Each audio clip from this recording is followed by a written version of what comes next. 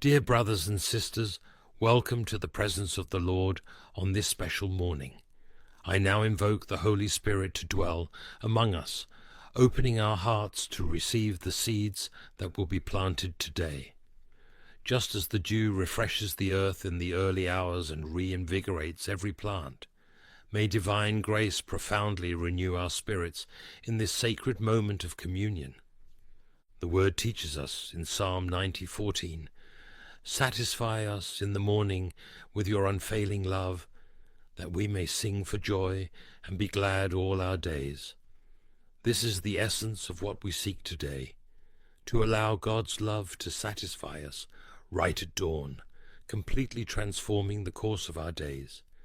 Let us allow ourselves to be touched by the truth that each morning is a new blank page, a precious gift from God for us to write with our choices, words, and actions.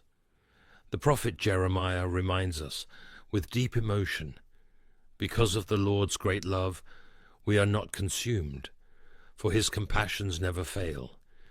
They are new every morning. Great is your faithfulness." Lamentations 3:22-23. Reflect deeply. God renewing his mercies every morning. What incomparable love this is. Heavenly Father, we consecrate this moment to you with reverence and expectation. We ask that you open not just our ears, but our hearts and minds to understand and apply the truths that will be revealed. As Jesus said in Matthew 13:16, "But blessed are your eyes because they see, and your ears because they hear." May we see and hear with the eyes and ears of the Spirit. May every word spoken and heard be like seed planted in fertile ground, producing abundant fruits of transformation in our daily lives. C.S. Lewis, whose Christian wisdom continues to illuminate our journey of faith, once wrote in his personal letters, "It is a spiritual rule that the first hours of the morning determine the rest of the day." This profound truth echoes perfectly what we find in Proverbs 16:3. "Commit to the Lord whatever you do, and he will establish your plans." Notice the vital connection. What we do in the early hours sets the spiritual, emotional, and mental tone for everything that comes after. If we surrender our first thoughts to worries, our journey will be dominated by anxiety. But if we consecrate those moments to the Lord, we establish a foundation of peace and purpose. Words have immense power to shape our reality and our inner selves. Lewis understood this deeply when he wrote in The Chronicles of Narnia, "It's not the words themselves, but the spirit behind them that conveys truth or falsehood." The power of morning declarations goes beyond mere positivity. It's about aligning our speech with spiritual truth. What we tell ourselves upon waking profoundly influences how we will face the day's challenges. The Bible confirms this transformative power in Proverbs 18:21. "The tongue has the power of life and death, and those who love it will eat its fruit." Jesus himself taught us in Mark 11:23, "Truly I tell you, if anyone says to this mountain, 'Go, throw yourself into the sea,' and does not doubt in their heart, but believes that what they say will happen, it will be done for them." Words filled with faith have creative and transformative power. They can literally remove mountains of obstacles in our lives. Mornings are sacred opportunities to revive our connection with the divine. When we pronounce words of faith, hope, and love in the early hours, we establish an unshakable spiritual foundation for the entire day. Imagine how radically different it would be if, instead of immediately checking the news or social media, our first dialogue was with God, and our first words were of gratitude and positive expectation. Joshua 1:8 advises us, "Do not let this book of the law depart from your mouth. Meditate on it day and night, so that you may be careful to do everything written in it. Then you will be prosperous and successful. In his book, The Four Loves, Lewis invites us to consider the profound truth that prayer is not about changing God's will, but equipping ourselves to fulfill his will. This insight completely transforms our understanding of morning prayer. It's not an attempt to persuade God to follow our plans or meet our desires, but an intentional alignment of our heart with God's eternal purposes for that day. Jesus taught us to pray, "This is thy will be done," Matthew 6:n. When we start the day with this attitude of surrender, we transform our perspective and receive the peace that surpasses all understanding. The Bible is filled with examples of people who encountered God in the early hours and experienced transformation. David, the king after God's own heart, declares with conviction in Psalm 5, 3, "In the morning, Lord, you hear my voice. In the morning I lay my requests before you and wait expectantly." Notice the sequence: presentation of prayer and hopeful waiting. Moses received divine instructions at dawn on Mount Sinai, preparing to lead the people. Isaiah states in 54, "The sovereign Lord has given me a well-instructed tongue to know the word that sustains the weary. He wakens me morning by morning, wakens my ear to listen, like one being instructed." And the most powerful example, Jesus himself, as Mark 1:35 tells us. Very early in the morning, while it was still dark, Jesus got up, left the house, and went off to a solitary place, where he prayed. If the Son of God deemed it essential to start his days in communion with the Father, how much more so we, who are frail and dependent on divine grace. Jesus established a clear standard: the early hours belong to God. Blessing is a profound spiritual practice. It's recognizing and declaring the good that God has already determined in his sovereignty. It's not creating realities by force of will, but aligning our words with God's eternal promises. Numbers 6. 24:26 gives us the model of the priestly blessing. "The Lord bless you and keep you. The Lord make his face shine on you and be gracious to you. The Lord turn his face toward you and give you peace." We can start the day by blessing our family, our work, and even the challenges we'll face, using this biblical model. James 3:9-10 warns us, "With the tongue we praise our Lord and Father, and with it we curse human beings who have been made in God's likeness. Out of the same mouth come praise and cursing." My brothers and sisters, this should not be. Our first words set a pattern. If we start with blessings, it's more likely we'll continue blessing throughout the day.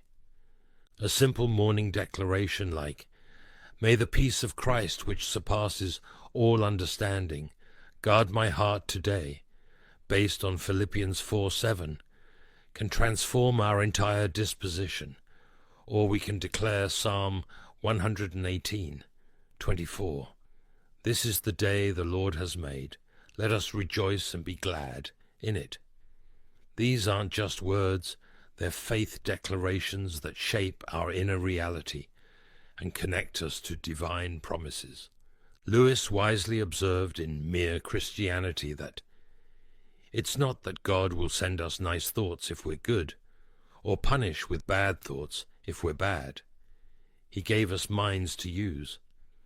Our morning meditation is the intentional cultivation of those thoughts that glorify God and build up our spirit, as Paul instructs in Philippians 4. 8. Finally, brothers and sisters, whatever is true, whatever is noble, whatever is right, whatever is pure, whatever is lovely, whatever is admirable, if anything is excellent or praiseworthy, think about such things. Psalm 119. 147, 148 reveals the secret of a powerful and transformative devotional. I rise before dawn and cry for help. I have put my hope in your word. My eyes stay open through the watches of the night, that I may meditate on your promises. Here we see the psalmist demonstrating zeal and priority, rising before dawn, crying out to God, hoping in his word, and meditating on his promises. An effective devotional combines, therefore, four fundamental elements: attentive reading of the word, sincere meditation on its meanings, honest prayer from the text, and practical application in our daily lives. Developing a personal devotional routine doesn't have to be complicated or oppressive. Jesus warns against empty prayer in Matthew 6. 7. And when you pray, do not keep on babbling like pagans, for they think they will be heard because of their many words. Quality over quantity. Start with 5 minutes of intentional silence, stripping away distractions and centering on God's presence. Psalm 46. 10 invites us, be still and know that I am God. This silence isn't empty, but filled with expectation and reverence. Follow with meditative reading of a small Bible passage. Don't worry about quantity, but depth. Then, ask yourself 3 transformative questions. What does this text reveal about God and his character? What does it reveal about myself and my condition?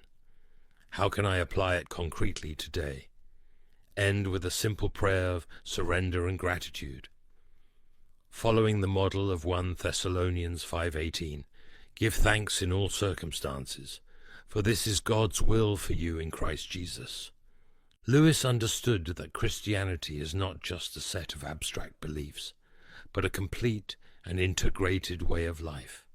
He wrote in Mere Christianity, I believe in Christ, as I believe that the sun has risen, not only because I see it, but because by it I see everything else.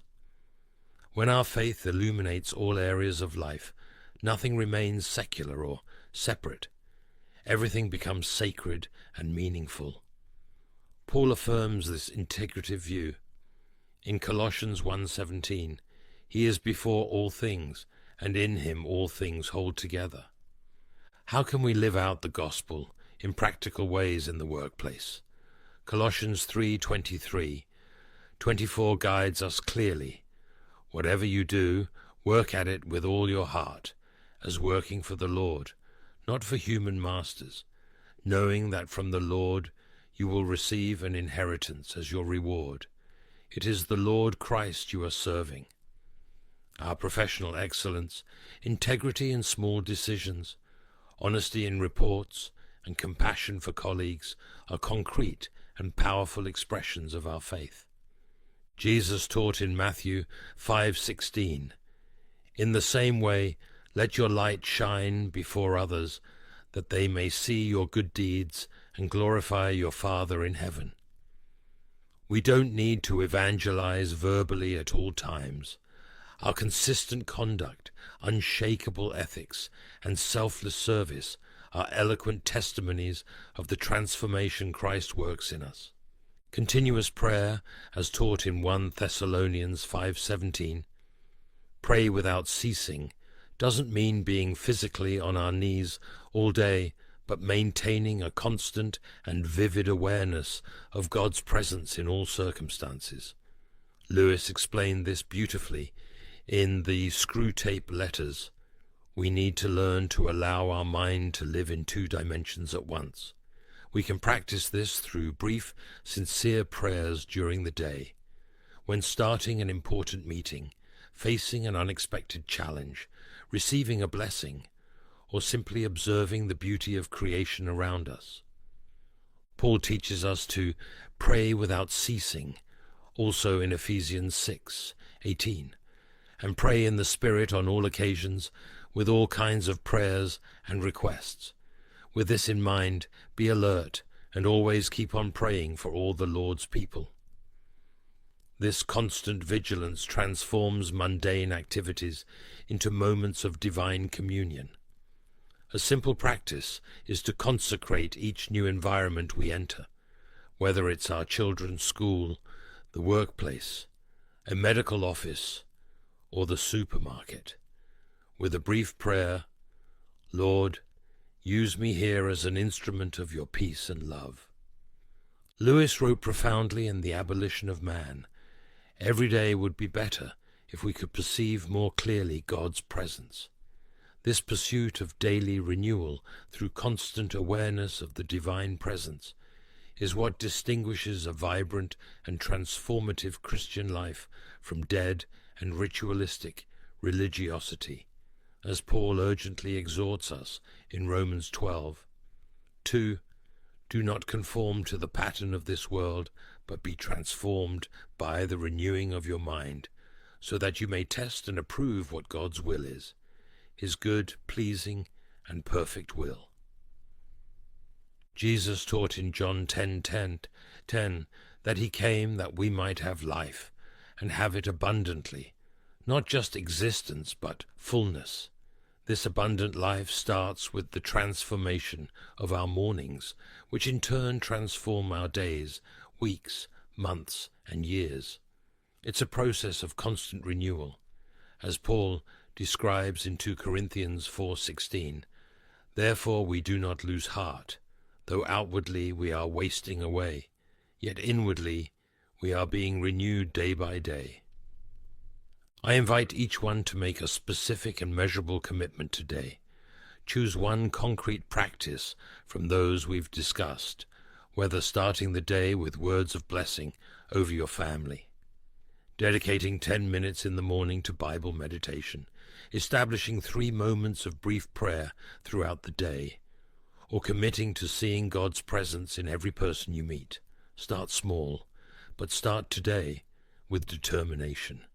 As Lewis wisely observed in Letters to Malcolm, it's not so much the size of the action, but the intention behind it. Hebrews 10:24-25 instructs us, "And let us consider how we may spur one another on toward love and good deeds, not giving up meeting together, as some are in the habit of doing, but encouraging one another, and all the more as you see the day approaching." Share your commitment with someone trustworthy who can pray for you and check your progress. Mutual accountability strengthens our resolve. Now, dear brothers and sisters, let us pray with expectation and faith. Let the words of today deeply enter your heart. Pray with us. O Lord, our eternal God, you who are the same yesterday, today, and forever, glorious King who dwells in eternity, but who also leans down to hear the whisper of those who seek you at the break of dawn. Here we are, with our faces turned to the sky, with eyes hungry for light and hearts thirsty for your faithfulness. You said through your servant Moses, "Satisfy us in the morning with your unfailing love, that we may sing for joy and be glad all our days." Psalm 90:14. O God, let us taste this heavenly fullness, not from a shallow cup, but from an overflowing chalice that washes away vain hurry, that dissolves the weight of yesterday, and that establishes us today on the rock that is Christ, Lord of renewing mercies. You who write promises in the mists of dawn, teach us to wake not with the world's restlessness, but with the stillness of those who trust. With each new sun that rises, we want to rise as expectant servants, ready to listen. Like Isaiah, to the voice that awakens the ear, to listen like disciples. Isaiah 54. Holy Father, tear us away from the habit of rushing to the voices of the media, and plant in our hearts the desire to run to your word. We want the first conversation of the day to be with you, not with fear, nor with guilt, nor with the burden of performance, but with the Father who loves, guides, provides. O Spirit of wisdom, Build in us a morning liturgy, made not of formalities, but of living faith and true surrender. Give us the holy habit of consecrating our words early on. May our mouths bless, not curse. May our lips proclaim life, not lament. May every sentence be like a seed of righteousness cast into the field of everyday life. Lord Jesus, you who rose well before the sun, to speak with the Father, take us with you to those desert places of communion, where the world does not find us, but where heaven shapes us. May our eyes get used to the darkness of dawn, not to fear what will come, but to wait with faith for what you will do. You said, whoever says to this mountain, go throw yourself into the sea, and does not doubt. Mark 11:23. Teach us to pray boldly, to declare over our homes, the peace of Christ will reign here today, to declare over our struggles, nothing can separate me from the love of God, to declare over work, I will do everything as for the Lord, to declare over fear, the Lord is my light and my salvation. Whom shall I fear? O God, who watches while we sleep, who prepares manna before our feet touch the ground. Help us to live as those who believe this is the day the Lord has made. Teach us to rejoice, even before circumstances change, because our song does not depend on the scenery, but on the certainty that you are with us. May our mornings be the altar where we place our anxieties, and where we receive in return the peace that exceeds all understanding. Give us renewed minds, thoughts captive to your truth, hearts inclined to your will, and spiritual eyes that see beyond the now. O Lord, may our first thought upon waking be your name. May our first gesture be a raising of hands in worship. May our first word be a whisper of gratitude. For we know, with all our souls, that every morning is an opportunity to live heaven here on earth, to transform the ordinary into eternal, to start anew with the seal of your grace, and throughout the day lead us in continuous prayer, in small gestures that carry the weight of eternity, in kind words that build up, in decisions shaped by your wisdom. Seal us, O Father, with the blessing that crosses generations. The Lord bless you and keep you. The Lord make his face shine upon you and be gracious to you. The Lord turn his face toward you and give you peace. Numbers 6:24-26. In the name of Jesus, our morning Redeemer, the Son of Righteousness who rises with healing in his wings, we pray, sing, and wait. Amen. If this message has touched your heart and brought blessings to your life today, we encourage you to share it with those who need to hear words of hope and love. In doing so, you will be obeying the Lord's call, as recorded in Mark 16:15. He said to them, "Go into all the world and preach the gospel to all creation." Dear brothers and sisters, as we spread the word of God, we fulfill his will and bring light to lives that need comfort and direction.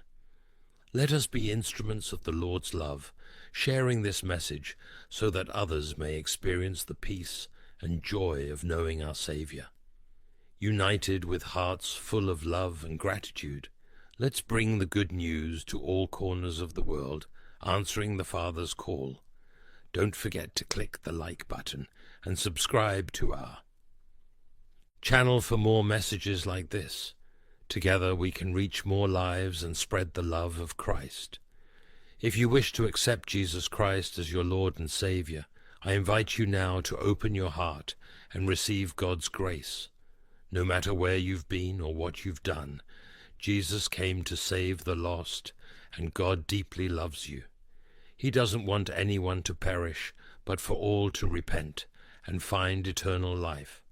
Make this prayer of salvation in your heart. O Lord of the heavens, King of glory and Saviour of souls, with humility and a contrite heart, I approach your presence. I am like clay in your hands, broken and stained by the weight of sin, but eager to be shaped by your redeeming grace. O Christ, I acknowledge that I am a sinner, that I have walked paths far from your holiness, that my actions and thoughts have often rejected the splendor of your glory. Today, Lord Jesus, I cry out for your forgiveness. I have no merit to present, only a heart that yearns for your transformative touch. I believe, Lord, that your cross is the bridge between my condemnation and your salvation. I believe that you were pierced for my transgressions, crushed for my iniquities, and that the punishment that brought me peace fell upon you. And with gratitude I confess that, by your wounds, I am healed. O Lamb of God, I remember your sacrifice, your crown of thorns, your body hung on the wood, your complete surrender so that I, who was a slave to sin, could be free. And when all seemed lost, your triumphant resurrection declared that the power of death was conquered, that the price was paid, and that in you there is eternal hope. Today, Lord, I completely surrender to you. I repent of my sins, of the choices that led me away from your path, and I leave at your feet the burden I have carried for so long. I invite you to enter my heart and transform my life from the inside out. I want to be a new creation, marked not by what I did, but by what you did for me. Help me to trust you every day, to follow you faithfully even in the most difficult hours. May my heart be moved not by fear, but by love, not by obligation, but by the joy of knowing that I am yours. O Holy Spirit, seal this decision in my soul. Renew my mind, sanctify my desires, and guide my steps so that I walk in the light, as Christ is the light. Deliver me from temptation and strengthen me in the fight against sin. Give me a humble spirit and a heart full of praise, so that my whole life may be a living offering for your glory. Lord Jesus, hear this prayer that springs from a surrendered heart. Thank you for saving me, for calling me by name, and for giving me a new identity in you. May your goodness and mercy accompany me all the days of my life, until finally I see your face and behold your eternal glory. All this I pray in the name, above all names, Jesus Christ, my Lord and Saviour. Amen. Thank you to everyone who followed this message and prayed with us. It is an honor to be part of your spiritual journey. May God continue to bless you and your family abundantly. See you in the next video. What if I told you that the greatest attack against your destiny won't come from strangers, but from those closest to you, your own family? Would you believe me? The truth is, when God marks you for greatness, the enemy doesn't just attack you directly. He often works through those you love most. Have you ever felt the knife of betrayal twist deeper because it came from the hand of family? The enemy's most devastating weapon isn't persecution from strangers. It's rejection from those who share your blood. This isn't just another spiritual attack. This is warfare designed to cut straight to your heart. Let me tell you something the comfortable preachers won't.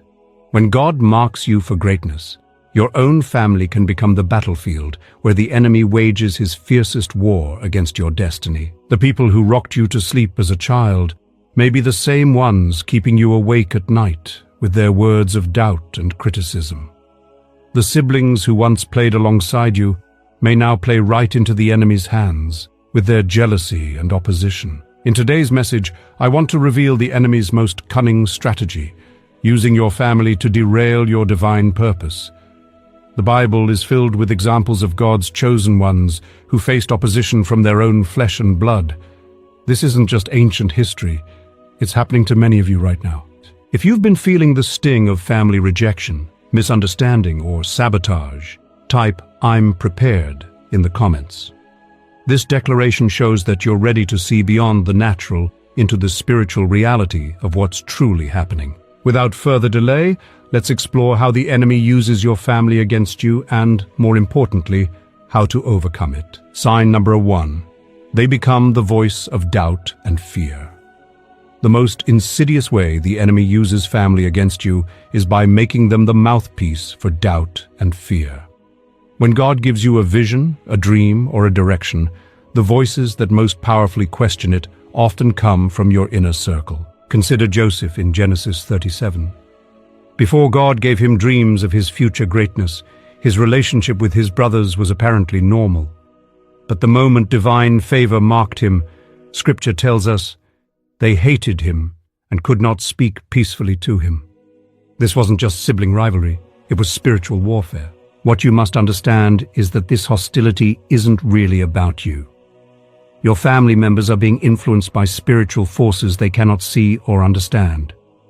Ephesians 6:12 reminds us, "For we do not wrestle against flesh and blood, but against the rulers, against the authorities, against the cosmic powers over this present darkness, against the spiritual forces of evil in the heavenly places."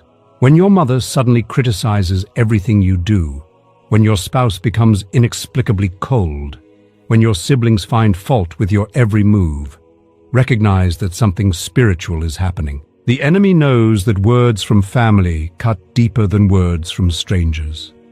He knows that rejection from loved ones can make you question your calling, your worth, and even God's voice in your life. Jesus himself experienced this.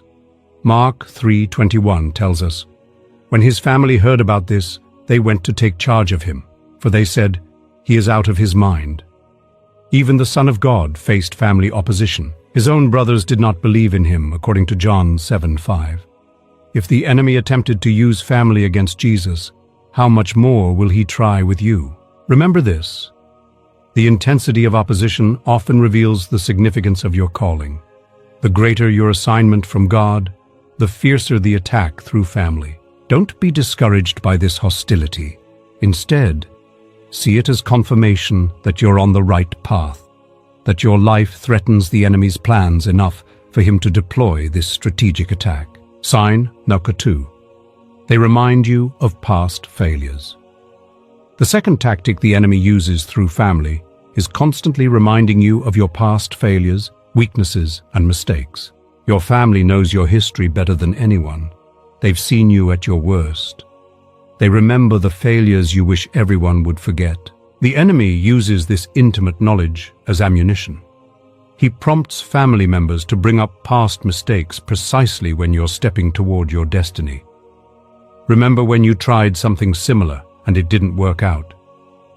You've always started things, but never finished them. You failed at this before. What makes you think this time will be different? These reminders aren't coincidental, they're strategic. The enemy knows that shame about your past can disable your movement toward your future. By fixating your attention on previous failures, he attempts to convince you that failure is your identity, rather than a temporary experience you learned from. Consider Peter after his denial of Jesus. If Peter had allowed that failure to define him, he would never have become the rock upon which Christ built his church. But Jesus specifically restored him, countering the shame of his 3 denials with 3 affirmations of love and commission. Your family may not maliciously bring up your past. They might genuinely believe they're protecting you from repeating mistakes. But their protection can become a prison that keeps you from the growth, risk, and faith that your calling requires. Paul addresses this directly in Philippians 3 verses 13 to 14. "Brothers and sisters, I do not consider myself yet to have taken hold of it. But one thing I do, forgetting what is behind and straining toward what is ahead, I press on toward the goal to win the prize for which God has called me heavenward in Christ Jesus." Forgetting what is behind, this is spiritual warfare. The enemy wants you fixated on yesterday's failures. God wants you focused on today's faithfulness and tomorrow's fruit. When family becomes the constant reminder of who you were, rather than a supporter of who God is making you become, recognize the enemy's hand in this dynamic. Your past mistakes do not disqualify you from God's purposes. In fact, they may be the very training ground that prepared you for your calling. Joseph's pride needed the humbling of slavery and prison before he could handle the power of being Egypt's second in command. David's failures and consequences deepened his understanding of God's mercy, enriching the Psalms that have guided believers for millennia. Don't allow family-voiced reminders of your past to rob you of your God-promised future. Their memories of who you were cannot compete with God's vision of who you are becoming. Sign number 3. They sabotage your divine connections and opportunities. The third way the enemy uses family against you is by sabotaging your divine connections and relationships that could propel you toward your destiny. God designed families to be launching pads, not prison cells. But the enemy perverts this design, using family to isolate you from the very people and opportunities God is sending to fulfill your purpose. Parents might say, "After all I've sacrificed for you, this is how you repay me?" Siblings might claim, "We've always done everything together. Why are you separating yourself now?" Spouses might insist, "You're being selfish by pursuing this calling instead of focusing on our needs." These statements create emotional guilt that makes it difficult to differentiate between healthy family love and unhealthy family control. The enemy knows that guilt is a powerful motivator that can keep chosen ones bound to family expectations rather than divine direction. Look at how Jesus addressed this very issue in Luke 14:26. "If anyone comes to me and does not hate father and mother, wife and children, brothers and sisters, yes, even their own life, such a person cannot be my disciple." This shocking statement wasn't promoting literal hatred, but highlighting the necessity of proper priority. Your commitment to God's calling must supersede even the strongest family ties. Ruth demonstrated this principle when she told Naomi, "Where you go, I will go, and where you stay, I will stay. Your people will be my people, and your God, my God." She made a clean break from her Moabite family ties to fully embrace her new identity among God's people. This decisive severance of old connections enabled her to enter a lineage that would eventually produce King David, and ultimately, the Messiah himself. The enemy uses emotional manipulation through family to create conflicting loyalties. He wants you torn between God's clear direction and family expectations. This internal conflict drains the energy you need for your calling and creates the hesitation that prevents bold obedience. Chosen ones, you must establish healthy boundaries with family members who create these unhealthy soul ties. This doesn't mean abandoning family responsibilities or cutting off relationships unnecessarily. It means establishing clearly that your primary loyalty belongs to God, and family relationships must operate within that commitment, not compete with it. Number 4.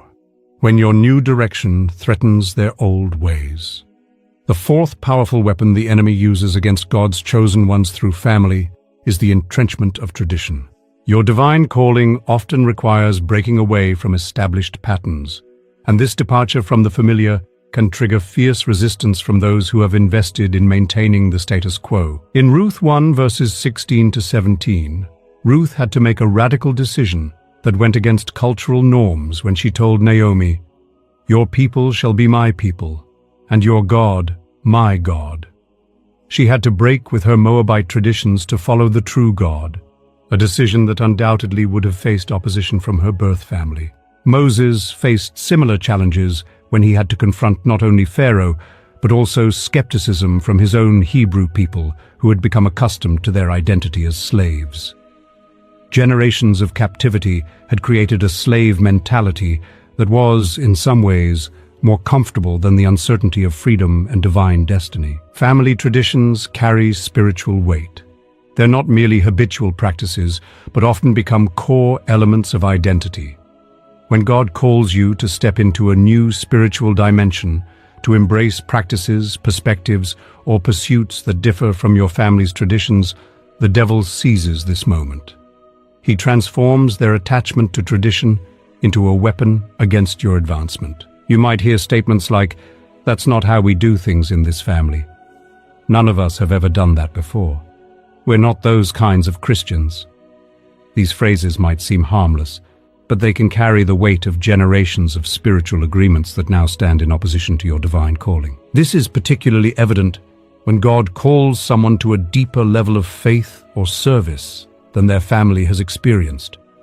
Perhaps you're the first to pursue ministry, to seek spiritual gifts, to embrace a radical level of faith, or to adopt spiritual disciplines that your family considers foreign or extreme. The enemy uses their discomfort with your new direction to create a narrative that you're betraying your roots, dishonoring your heritage, or rejecting your family's values. Jesus addressed this very issue in Matthew 10, verses 34 to 36, when he said, "Do not think that I came to bring peace on earth.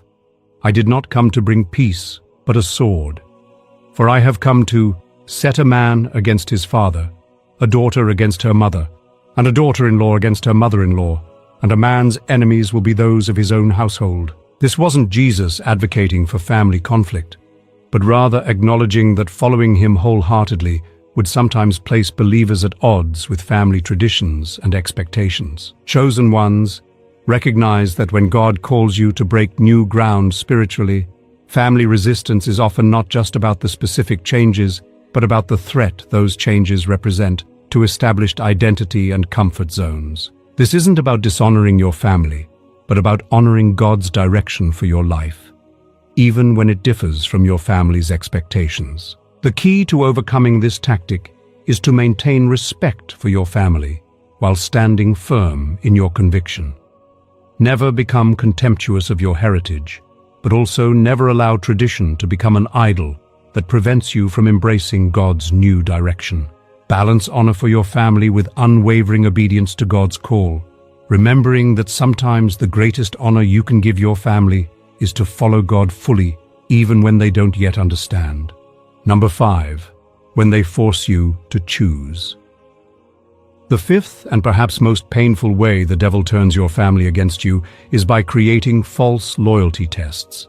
Situations where you're forced to choose between honoring God's direction for your life and maintaining family approval. This tactic aims to exploit your natural desire for family harmony and affection, turning it into a chain that restricts your spiritual progress. The enemy is strategic in setting up these loyalty conflicts. He waits for significant moments in your spiritual journey, when you're about to step into a new level of anointing, when you're preparing to make a faith move, when you're gaining spiritual territory, and then activates family pressure designed to pull you back into comfortable conformity. This might come as emotional appeals. If you really loved us, you wouldn't move away to pursue this ministry. Your devotion to God is tearing this family apart.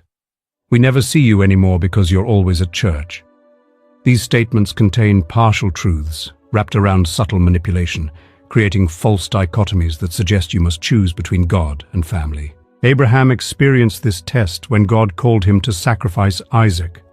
The devil surely whispered, "How could a loving father do this to his son?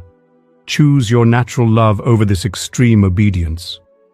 Yet Abraham understood that his highest loyalty belonged to God, trusting that even in apparent contradiction, God's purposes contained higher wisdom. What makes this tactic so effective is that it strikes at core values. God himself establishes family and commands us to honor our parents.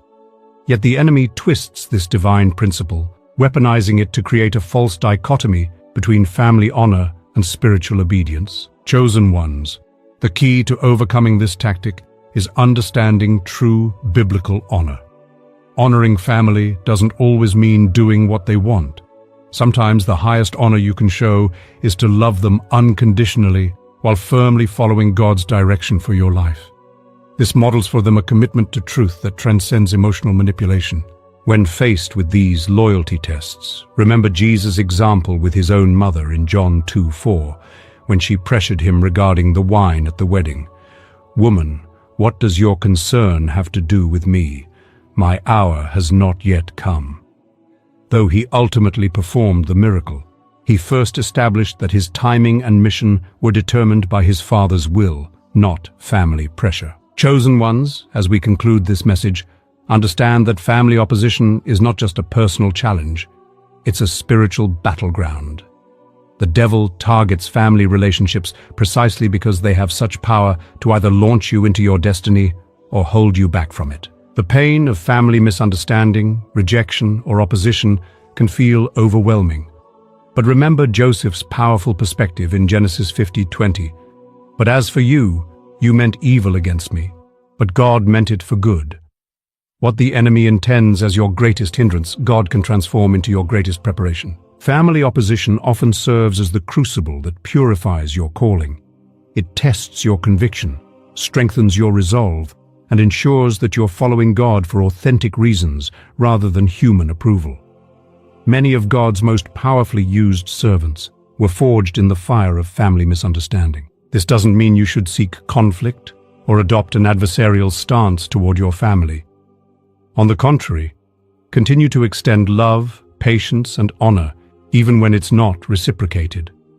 Pray fervently for their spiritual eyes to be opened. Maintain boundaries that protect your calling while keeping doors open for reconciliation. Remember David's example. Even when King Saul, his father-in-law and spiritual father figure, hunted him with intent to kill, David refused to raise his hand against the Lord's anointed. He maintained honor while creating necessary distance, eventually becoming the greatest king in Israel's history, despite coming from a family where he was overlooked.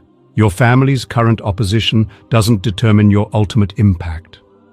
Often, the very family members who initially oppose your calling will later become your greatest supporters once they see the undeniable fruit of God's work in your life. Like Joseph's brothers, who eventually bowed before the one they had rejected, your family may one day recognize and celebrate what they initially resisted. Chosen ones, guard your heart against bitterness.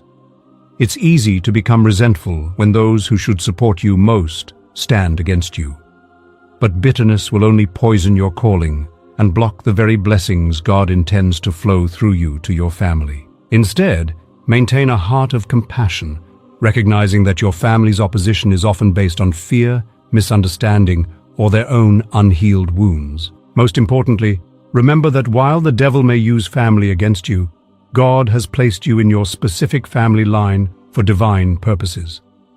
You are there as a potential circuit breaker for generational cycles, a repairer of ancestral breaches, a grafting point for new spiritual DNA in your bloodline. Your steadfastness in the face of opposition may be the very thing that eventually brings transformation to your entire family tree. If this message has spoken to your heart, share it with someone who needs this wisdom. Type Amen in the comments, like this video, and subscribe to receive more revelation that will strengthen you in your journey. Let's continue walking together in divine purpose, overcoming every strategy of the enemy, and fulfilling the unique calling God has placed on each of our lives. May the Lord establish you as a pillar of truth in your family line, in Jesus' mighty name.